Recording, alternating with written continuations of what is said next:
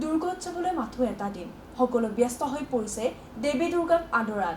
তেনে সময়তে এজন বিশেষ ব্যক্তিয়ে আকৰ্ষণ কৰিছে সকলোৰে চকু। এই সম্পৰ্কত আমাৰ এক বিশেষ ৰিপৰ্ট।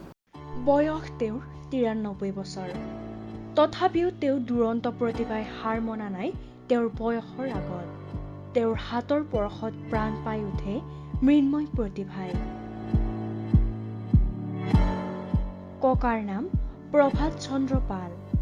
গোলাঘাটৰ নিবাসী এইজন ককাই প্ৰায় ১৫ বছৰ বয়সৰ পৰাই নিৰ্মাণ কৰিবলৈ লয় মাটিৰ প্ৰতিমা।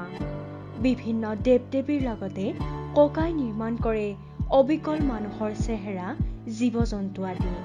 বিগত ৮০ বছৰ ধৰি ককাই নিৰ্মাণ কৰি আহিছে মৃন্ময় প্ৰতিমা।